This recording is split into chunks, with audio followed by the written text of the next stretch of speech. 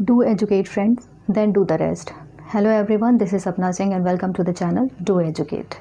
बात करेंगे mechanical engineering के बहुत ही अच्छे टॉपिक से शुरुआत करेंगे हम, जिसका नाम है स्ट्रेंथ ऑफ मटेरियल। आप सारे जानते हैं कि स्ट्रेंथ ऑफ मटेरियल जो है वो मैकेनिकल इंजीनियरिंग का बहुत ही अच्छा या फिर कह लीजिए बहुत ही स्मार्ट टॉपिक जिसको कह सकते हैं आप। नाम से पता चल रहा है स्ट्रेंथ मतलब क्या होता है, किसी चीज़ की ताकत, राइट। किसी चीज़ की ताकत, मटेरियल मीन्स मैटर हो गया या फिर कोई भी ऑब्जेक्ट कह सकते हैं। किसी भी ऑब्जेक्ट मैटर की जो ताकत होती है वो उसकी स्ट्रेंथ होती है, राइट। किसी भी ऑब्जेक्ट या मैटर की जो ताकत होती है उसे हम स्ट्रेंथ कहते हैं। क्यों भाई? क्योंकि हमें ये पता करना ज़रूरी है कि अगर कोई मटेरियल है, कोई हमने कंपोनेंट बनाया है, मैकेनिकल कंपोनेंट बनाया है, तो हम उस पर कितना लोड लगाएंगे और किस लोड पे वो फेल होगा, वो चीज़ें हमें पता करनी होती हैं। फेलियर से बचने के लिए हमें क्या करना पड़ता है, स्ट्रेंथ ऑफ मटेरियल को पढ़ना ज़रूरी है। हमें ये पता होना चाहिए कि किस लोड पे, कितने फोर्स पे वो मटेरियल डिफॉर्म हो जाएगा या फिर वो मटेरियल फेल हो जाएगा या फिर टूट जाएगा। अगर हमें ये चीज़ पता होगी तो हमें क्या होगा, हमें पता होगा कि ये मटेरियल कब फेल होगा और उसके लिए हम सेफ्टी यूज़ कर सकते हैं। इसीलिए हम स्ट्रेंथ ऑफ मटेरियल टॉपिक को पढ़ते हैं। बात कर लेते हैं स्ट्रेंथ ऑफ मटेरियल में। सबसे पहला जो काम है हमारा, हम पढ़ेंगे प्रॉपर्टीज़ के बारे में कि मटेरियल जो है, मटेरियल की प्रॉपर्टीज़ क्या क्या होती हैं। कुछ प्रॉपर्टीज़, इंपॉर्टेंट प्रॉपर्टीज़ जो हैं उसको हम देख लेते हैं। सबसे पहला जो है पॉइंट वो है इलास्टिसिटी। इलास्टिसिटी क्या है, एग्जाम्पल से समझते हैं कि ये क्या है, एक रबड़ है, इलास्टिक है, इलास्टिक बैंड ले लो, रबड़ ले लो, इस पे हमने फोर्स लगाया F, फोर्स कितने भी न्यूटन का लगा लिया फोर्स, उसको खींच दिया। फोर्स लगाना मतलब क्या, उसको खींचना, उसको स्ट्रेच करना, ठीक है। हमने उसको स्ट्रेच किया। अगर वो अपनी ओरिजिनल पोजीशन में आ जाता है, वो इलास्टिक बैंड, ये वो रबर बैंड अगर अपनी ओरिजिनल पोजीशन में आ जाता है, ठीक है, तो उसे क्या बोलते हैं कि वो जो है वो इलास्टिक है। वो मटेरियल या वो रबर जो है वो इलास्टिक है, अपनी ओरिजिनल पोजीशन में आ जाना चाहिए। अपने उसके एटम्स जहाँ जहाँ थे, जिस पोजीशन में थे, अगर वो उसी पोजीशन में वापस आ जाते हैं तो वो क्या होता है, इलास्टिसिटी, ठीक है। सेकंड पॉइंट आता है प्लास्टिसिटी। प्लास्टिसिटी क्या होता है, रबर बैंड का एग्जांपल ले लेते हैं।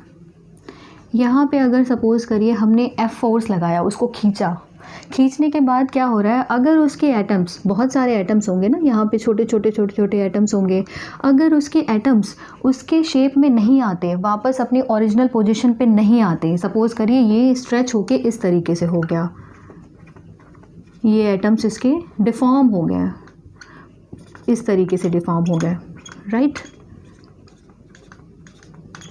पहले एटम्स ऐसे थे, फोर्स लगाने के बाद ये डिफॉर्म हो गए। फोर्स कांस्टेंट है, फोर्स को हम नहीं चेंज कर रहे हैं, लेकिन उसके बाद जब हम फोर्स हटा रहे हैं, हटाने के बाद उसकी जो शेप है एटम्स की वो ऐसे फ्लैट हो जा रहा है, तो वो इट मीन्स कि वो अपनी ओरिजिनल शेप में वापस नहीं आ रहा है। तो इसकी ये जो प्रॉपर्टी होती है हम इसे बोलते हैं प्लास्टिसिटी, राइट। इलास्टिसिटी आपको समझ में आ गया, प्लास्टिसिटी आपको समझ में आ गया। थर्ड पॉइंट देखते हैं डक्टिलिटी।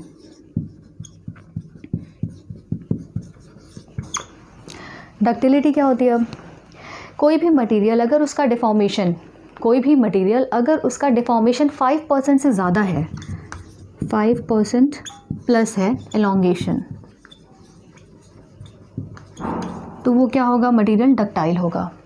कोई भी मटेरियल अगर उसका एलोंगेशन 5% से ज़्यादा है तो क्या होता है, वो डक्टाइल होता है। एलोंगेशन मतलब क्या हो गया कि फैलना, चीज़ों का स्ट्रेच होना। अगर 5% से ज़्यादा वो एलोंगेट हो जा रहा है, 5% से ज़्यादा फैल जा रहा है, तो वो क्या होगा, उसको डक्टाइल मटेरियल बोलेंगे। फोर्थ पॉइंट देखते हैं ब्रिटल।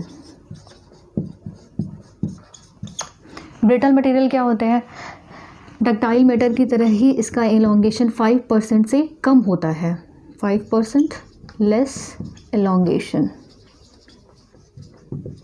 ठीक है। इसमें डक्टाइल मटेरियल में इलॉन्गेशन जो होगा वो 5% से ज़्यादा होगा, इसमें क्या होगा 5% से कम इलॉन्गेशन होगा, तो वो मटेरियल क्या होगा, ब्रिटल होगा। अच्छा, डक्टिलिटी और ब्रिटलिटी का क्या मतलब है? डक्टाइल, हम जो कंपोनेंट डिज़ाइन करते हैं मैकेनिकल इंजीनियरिंग में, जो भी कंपोनेंट हम डिज़ाइन करते हैं वो डक्टाइल ही क्यों लेते हैं, ऐसा क्वेश्चन कई बार पूछता है। इसके लिए मैं बता दूं कि डक्टाइल मेटल सिर्फ इसलिए यूज़ किया जाता है क्योंकि उसमें इलॉन्गेशन होता है। जब इलॉन्गेशन होगा तो क्रैक्स डेवलप होते हैं। फॉर एग्जांपल कोई भी मैकेनिकल कंपोनेंट है, हमने कुछ डिज़ाइन किया है, कुछ गियर बॉक्स ले लो या फिर गियर ले लो, कुछ भी ले लो, कोई कंपोनेंट ले लो।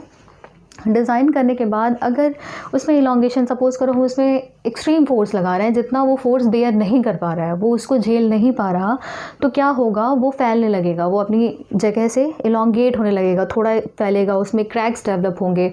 तो उससे हमें ये पता चल जाएगा कि मटेरियल जो है वो फेल होने वाला है।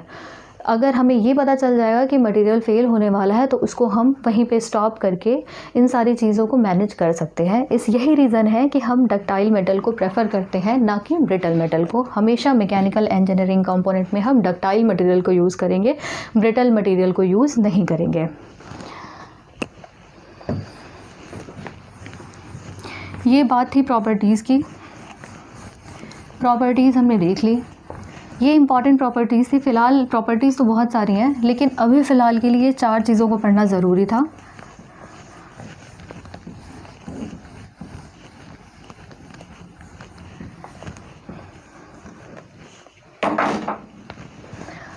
बात कर लेंगे अब जो बहुत ही, जिसको कह सकते हैं कि जहाँ से शुरुआत होती है मैकेनिकल इंजीनियरिंग की, स्ट्रेंथ ऑफ मटेरियल की, वो टॉपिक है स्ट्रेस।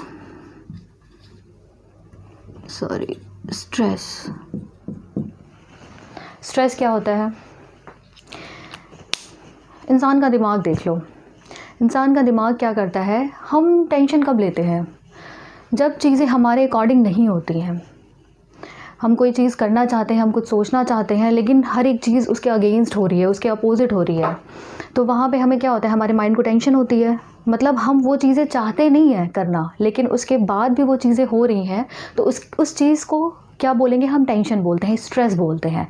उसी तरीके से बॉडी में देखेंगे, कोई ऑब्जेक्ट है, कोई भी ऑब्जेक्ट ले सकते हैं, कोई बार ले लो, कोई क्यूब ले लो, कोई रेक्टेंगुलर सेक्शन ले लो। यहाँ पे हमने ये रेक्टेंगुलर सेक्शन लिया हुआ है, तो अगर यहाँ पे फोर्स हमने लगाया, ठीक है, बॉडी है ये, वुड है या फिर मेटल का कोई पीस है, वहाँ पे हमने एक F फोर्स लगाया। F फोर्स लगाने के बाद हम क्या देखते हैं, ये इसका क्रॉस सेक्शन है, ये सारे इसके क्रॉस सेक्शन हो जाएंगे ऐसे ऐसे करके, ठीक है, ये सारे इसके क्रॉस सेक्शन है। मतलब जो एंड का पोर्शन होता है ना, जैसे ये है, ये बार है, ये सर्कुलर रॉड हो गई एक तरीके से, तो इसका जो क्रॉस सेक्शन होगा क्या होगा, ये होगा, ये पॉइंट जो है वो उसका क्रॉस सेक्शन होगा। तो इसी तरीके से कोई मेटल ले लो, मटेरियल ले लो, ब्रिक ले लो, तो उसका क्रॉस सेक्शन क्या होगा, ये वाली साइड जो होगी उसकी क्रॉस सेक्शन होगी ये, ठीक है।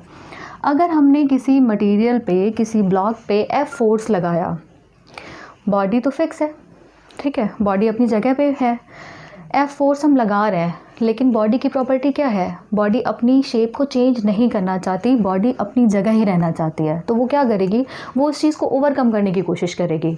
जब ओवरकम करने की कोशिश करेगी तो क्या होगा, इसके अपोजिट डायरेक्शन में एक इंटरनल रेजिस्टेंस फोर्स डेवलप होगा इस बॉडी के अंदर। बाहर हमने F फोर्स लगाया, बॉडी क्या कर रही है, रेजिस्ट करने की कोशिश कर रही है कि नहीं, मुझे नहीं खींचना, ठीक है, तो वो क्या करेगी, resisting force, internal resisting force develop करेगी, और इस internal resisting force per unit area को हम क्या कहते हैं, स्ट्रेस कहते हैं। इस internal resisting force per unit area, this will be the area, को हम क्या बोलेंगे, स्ट्रेस बोलेंगे। तो स्ट्रेस इज इक्वल्स टू क्या हो जाएगा, फोर्स अपॉन एरिया। फोर्स कौन सा है, internal resisting force, this force, ठीक है, ये दोनों बराबर ही होंगे, चाहे ये एफ लिख लो या फिर इंटरनल रेजिस्टिंग फोर्स एफ लिख दो, दोनों बात सेम है। क्यों? क्योंकि जितना ये डेवलप करेगा उसके अपोजिट में उतना ही वो भी डेवलप करेगा। ठीक है, ज़्यादा थोड़ी ना डेवलप करेगा, जितना तुम खींचोगे उसी फोर्स से वो भी तो रेजिस्ट करने की कोशिश करेगा।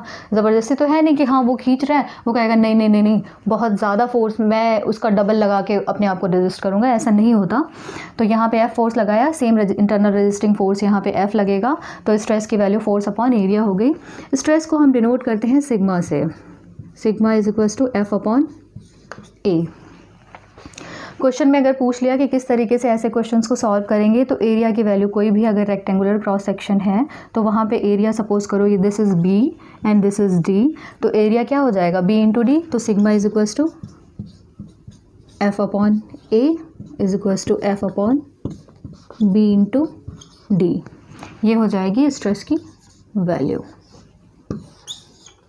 ठीक है, इसी तरीके से अगर कोई भी सर्कुलर रॉड है, ये देख लेते हैं, सर्कुलर रॉड है, इसका क्रॉस सेक्शन एरिया क्या होगा, ये होगा। यहाँ पे अगर स्ट्रेस की वैल्यू पूछ लेता है, stress is equals to F upon A, तो sigma is equals to F A, क्या एरिया क्या हो जाएगा इसका, सपोज करो ये इसका डायमीटर डी है, तो पाई बाई 4 डी स्क्वायर। कई बार क्वेश्चन में क्या करेगा, बोल देगा फोर्स इतना है, एरिया इतना है, स्ट्रेस की वैल्यू कैलकुलेट करो। कई बार क्वेश्चन में दे देगा कि स्ट्रेस इतना दिया गया है, फोर्स इतना दिया है, तो डायमीटर की वैल्यू कैलकुलेट करो। तो डायमीटर की वैल्यू यहाँ से कैलकुलेट कर सकते हैं। यहाँ पे क्रॉस मल्टीप्लिकेशन करेंगे, तो sigma into pi by 4 into D square is equals to F, फिर डी की वैल्यू क्या हो जाएगी 4f upon pi sigma under root. ठीक है, ये हो जाएगा डायमीटर की वैल्यू। ठीक है, आज यही देखेंगे। आगे नेक्स्ट जो होगा वो हम स्ट्रेन्स के बारे में पढ़ेंगे, स्ट्रेसेस के बारे में आगे देखेंगे कि स्ट्रेस ये एक्चुअली क्या था, ये बहुत ही बेसिक है, लेकिन जब शुरुआत करना है तो हर एक चीज़ को पढ़ेंगे, ना कि दौड़ दौड़ के पढ़ने का कोई फ़ायदा नहीं है। छोटी छोटी चीज़ों को भी देखेंगे ताकि चीज़ें अच्छे से समझ में आ जाएं। ठीक है, मिलते हैं नेक्स्ट सेशन में, तब तक thank you, bye bye, take care.